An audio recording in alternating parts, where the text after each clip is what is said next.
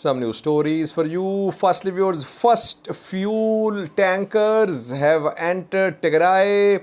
This is the first fuel supply to Tigray in almost 8 months. World Food Programme has shared some information about this delivery. Secondly, viewers, warring factions in Yemen they have agreed on a ceasefire for 2 months. Conflicts seem to be coming to an end in this region. Thirdly, viewers, in November last year, Ethiopian government formed a task force to implement recommendations of a joint investigation conducted by Ethiopian Human Rights Body and UN Human Rights Council. The task force today claimed that it had concluded investigations into atrocities, human rights abuses committed in the Amhara region of Ethiopia. And last, viewers, Eritrean embassy in the US has leveled some allegations against TPLF, Tigray government. It has issued a statement. The statement is basically about a program which was aired by NPR, National Public Television, which broadcasts a program about Tigray. But in the statement, some allegations have been leveled against Tigray government as well. Eritrean embassy in the US says that during the first 8 months of 2020, Tigray government allocated some funds for lobbying in the US. Let's start from Tigray. We know that last night 13 World Food Programme trucks entered Mekelle, Tigray's capital. 21 started their journey from Samra, 13 entered Mekelle. As was told by World Food Programme last night. Now some fuel tankers have also reached Mekelle. World Food Programme, WFP, confirmed in a statement just 30 minutes ago that 47,000 liters of fuel has arrived in Tigray. But weekly requirement of fuel for humanitarian work in Tigray is around 200,000 liters. So this first delivery, just 47,000 liters, is definitely not sufficient. But at least fuel has arrived in Tigray. We know that Ethiopian government stopped all fuel supplies to Tigray for the last 8 months. We have not seen any delivery of fuel to Tigray.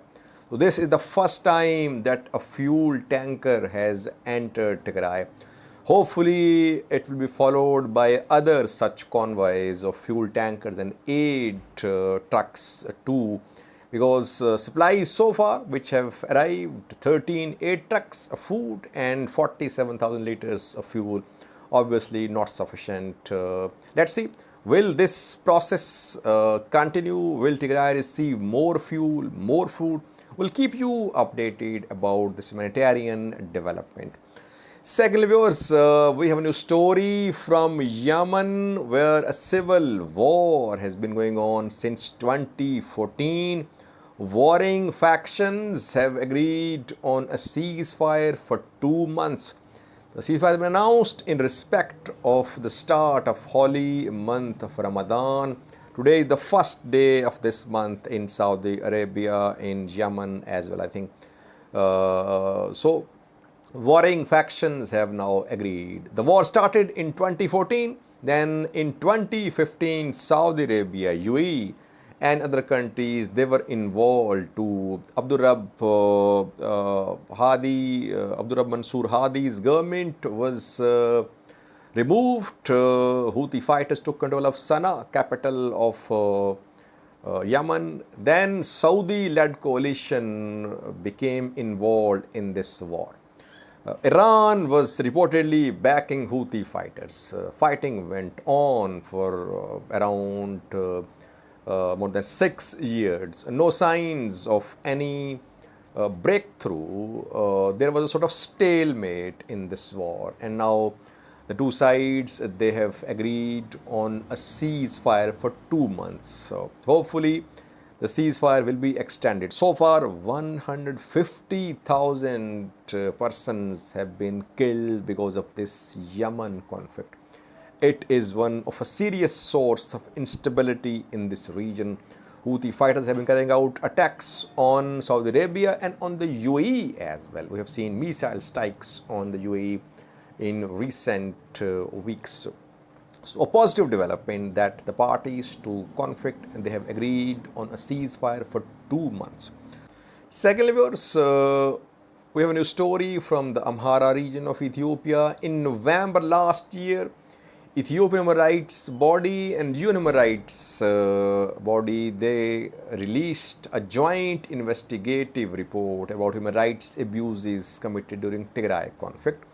And they urged Ethiopian federal government to start independent, transparent investigations into human rights abuses committed during Tigray conflict in Amhara and Tigray as well. After that, the government set up a task force. Investigations started. Task force with participation of ministers, officials from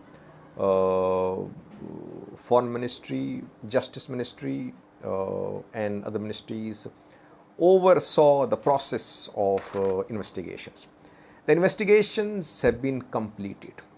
Task force head has confirmed in a statement today that in the Amhara region of Ethiopia, almost all investigations have been concluded regarding human rights abuses committed in this region. The investigations were conducted in North Shoa, North Gondar, South Gondar, North Wallo, South Wallo. And the investigative report, this task force says that investigative report says that 3 main crimes were committed: extrajudicial killings, secondly rape, sexual violence, and thirdly injury. People have been injured, and property damage as well. Now the next process is that perpetrators will be brought to justice. Why is that this task force has released this investigative report? It says that it has almost completed the investigation. Why is that now it's being announced? It seems that pressure is going to be put upon Ethiopian government in coming days that it should allow UN commission formed in December to start investigations into human rights abuses committed in Tigray, Amhara.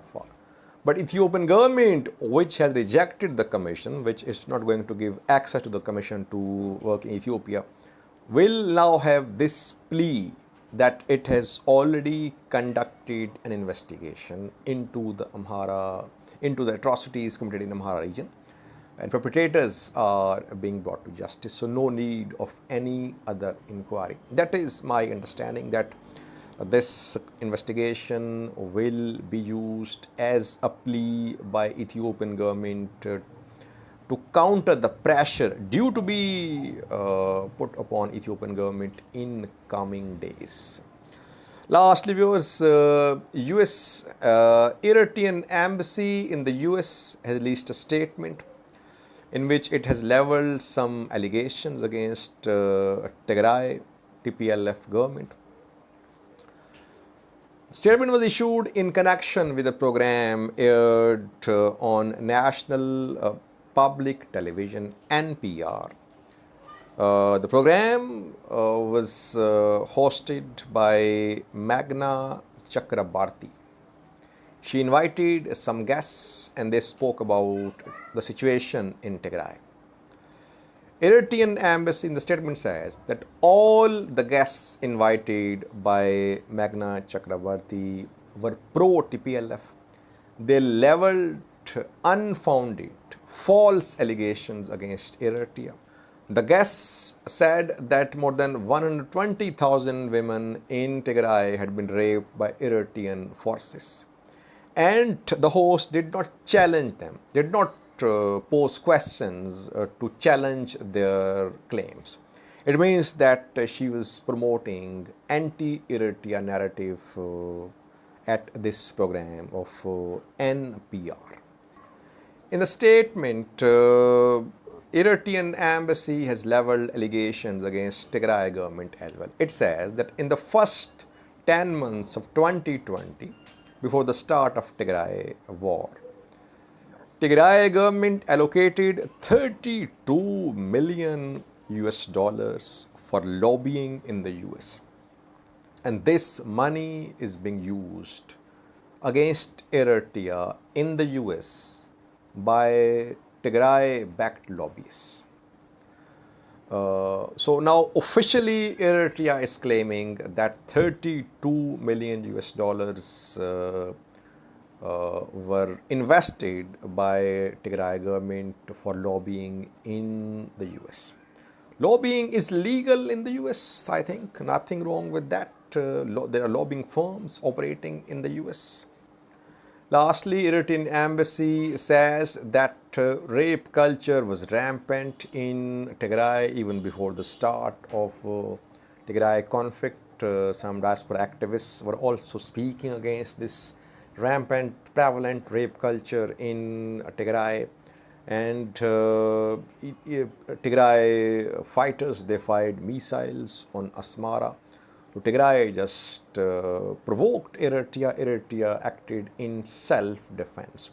That is what has been the position of Eritrean government since the start of this conflict. But we do know that even before the firing of the missiles, which happened in the second week of November 2020, Eritrean forces were involved in Tigray war. So from day one, they were part of this conflict.